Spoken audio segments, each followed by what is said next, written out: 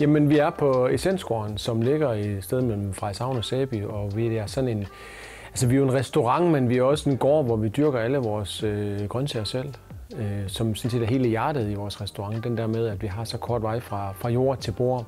Altså, jeg har haft restauranter de sidste 20 år og har altid haft sådan et forhold til lokale råvarer, altid brugt det og sådan nogle ting. Og ideen kommer simpelthen bare ud af at det der med, at jeg kunne virkelig godt tænke mig at have mit eget sted, hvor vi havde fuld kontrol over det at producere grøntsager og have en køkkenhave. Og lige her mellem blomsterne, så er der noget, der er rigtig spændende også. Hvis man lige kan gå ned her og finde det. Det er her. Og det ligner store ærter, men kunne det være hestebønner? Det kunne nemlig lige præcis være hestebønner. Jamen, når vi høster ud fra køkkenhaven, så er det jo også bare super frisk, og den der smag, du kan få, de der sidste 10-15% af noget, der er høstet, hvor det er meget mere saftigt, det er meget mere sødt, som den får du bare ikke, hvis du køber grøntsager fra grossister eller hvad nu, ikke også? Og gæsterne kan også virkelig smage det, at det smager anderledes. Og det er jo det, vi er her for. Det er jo god smag. De er ikke sådan lige til at se. Skal man holde øje, så kan I se. De er her og her. Og det er faktisk sådan også, når vi høster dem om efteråret, sådan, så kommer de jo sikkert sådan noget. Og der er rigtig mange sten med, fordi det er jo næsten umuligt at se efter, om det er en kartoffel nogle gange, eller om det er en sten, der kommer med. Ja, se. Jo, ja. Tiden er jo nu, hvor man snakker meget om det her miljømæssige og transport og alle sådan nogle ting der. Så det er jo klart, det er jo også lige pludselig blevet et emne. Men det er ikke noget, det er ikke lavet, fordi vi skulle være bevidste eller miljø. Sådan. Det er simpelthen lavet ud fra, at jeg skulle bare have de bedste råvarer. Og det her det er så bare en bonus, fordi det ligesom tapper ind i den tid, vi er i. Så, ja. Og det er jo det, der er sjovt med, så når du har sådan en køkkenhave her også, at du er med i alle stadierne på grøntsagerne og urterne, ikke også? Fordi jamen, en radis er jo ikke bare en radis. Altså en radis, jo, den er en radis, men hvis du lader den gro videre, så går den jo op i blomster. Den sætter sådan nogle små radisebælger, som faktisk smager bedre end selve radisen.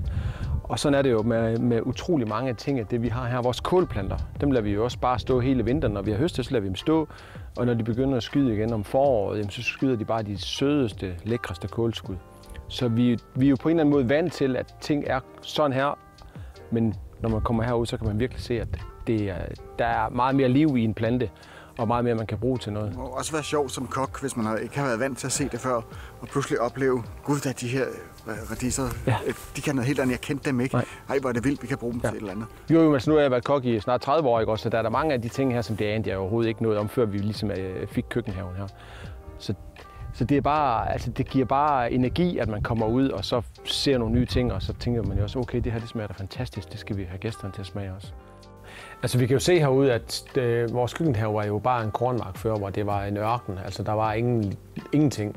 Men hvor vi har ligesom etableret vores køkkenhave og blomster og sådan noget, er det jo et eldorado for sommerfugle og dyr og sådan nogle ting. Der er virkelig, virkelig sket noget bare på 2 år i forhold til, da det var en kornmark. Og det er jo dejligt at se. Og det bliver der jo mere af i fremtiden. Jamen her har vi jo krondild, og jamen, prøv duft. Det dufter bare. Det er helt vildt. Der er altså noget power i. Der er smæk for og der har vi også bare en hæk, så det er jo bare høst, som man nu skal bruge til. Og så igen, der er virkelig det kan være, du skal have en machete. Ja, lige præcis. Sådan ligesom i junglen. Så, Ja. Lidt mere på. Så kan det stå her og hygge sig. Jamen, jeg har sådan lidt den der med det, jeg synes, det er fint nok at spise mindre kød. Og hvis nytte så kunne gøre, at vi spiste bedre kvalitet, så ville det jo være super. Fordi det handler vel mere om det, tror jeg, måske, end det der med, at kunne vi komme hen og så spise virkelig god kvalitet og mindre. Jeg synes ikke, vi skal stoppe med at spise kød. Jamen, så har vi fisken her på grillen, og det er jo også det, vi gør tit herude. Det er ligesom at lave lidt det der rustikke. Altså simpelthen bare pakke en fisk ind i urter, og så grille den. Nu skal vi have spidskål på grillen også, og ligesom, så er det sådan set det. Ja.